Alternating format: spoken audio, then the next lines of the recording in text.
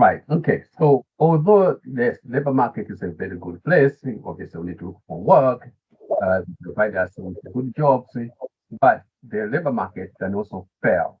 Okay. So how can the labor market fail?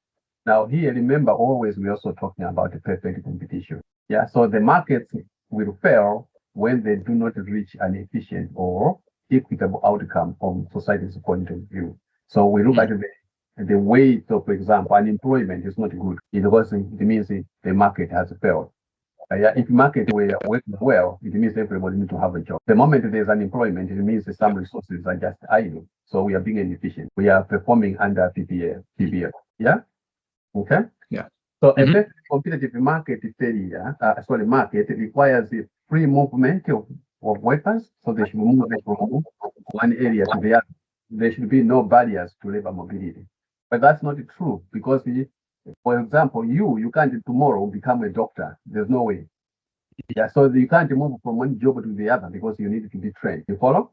Some might be because of geographical location where the job might be very far, requires time, requires money. Yeah, you can't go there. Yeah, so you see you're going to have this problem. The next is the perfect information among employers and employees so that you understand that there are actually vacancies there. You understand the wages, but that doesn't work that way. No, doesn't. Even the next door, you want to know that actually they're looking for an employee there. Yeah, so all these, they are part of perfect market, but the perfect market itself, yes, it is something which is important, but it is not something which it really save. It doesn't save the normal reality of life. No, it doesn't. And also, you need to have no one employee or employer is able by their own actions influence or distort the market price. We are talking about market wages. So the market wages should be determined by market forces of demand and supply, which means we need to negotiate. Okay, you as a worker, you want higher wages. The employer, who is represented by demand, wants actually the wages to be lower because if the wages are lower, he's going to employ more people. You follow? Cost for production is going to go down. So therefore, you need to negotiate because one wanted the wages up, another one wanted the wages down. So that's exactly what we did with the price. Yeah, okay. So we need to reach a certain point. In a perfect competition, we are going to have market wage, which is at the point of equilibrium. Okay. But these are just wishful thinking. They are things that help us to analyze the market so that we can make a better decision. Okay. So the imperfections comes because of this problem, immobility of labor. Yeah. So one is occupational mobility, and two is geographical mobility. Occupational mobility is to change from one job to another job. Why can't you change? Because you need skills, you need competences, you need to be trained first. Okay, so therefore, you can't, today you are a doctor, tomorrow you can't become a lawyer. No, it doesn't work that way. Okay, or today you are a cleaner, and then tomorrow you are a clerk. No, it doesn't work that way. Okay, yeah.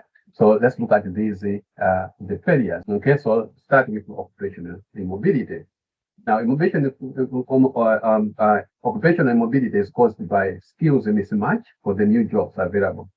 Yeah, so if obviously your skills do not match what is required, then it means you can't take that job. So therefore, you are going to be unemployed. Or lots of skills and motivation through long-term unemployment. If you haven't been unemployed for quite a long time, you lose the skills, you lose the competency, and then you become demotivated to find a job. And I've seen people like that for quite some time. The other one, barriers to entry in certain occupations. Yeah, for example, professional bodies. Yeah, otherwise they are going to come tomorrow and they say, okay, I'm going to be a nurse. But no, the professional bodies will say you haven't got a qualification. So like in this country, there's the NMC, which looks after the nurses, and then there's the GMC, which looks after the doctors.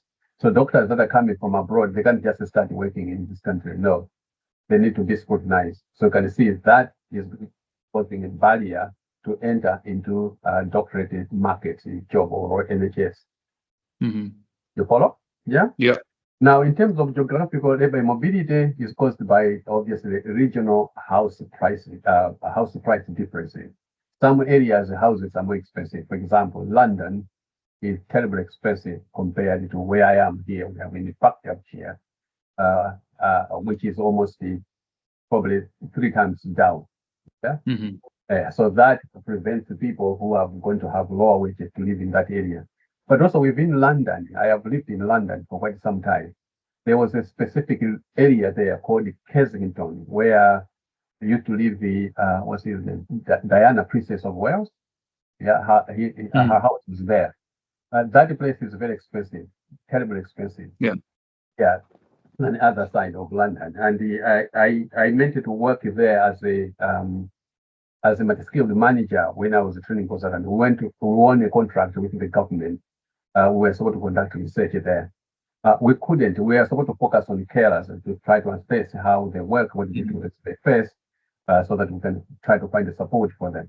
We failed with that contract because we couldn't recruit any carer because carers cannot live there. Family and the social ties, this prevents you to move from one place to the other.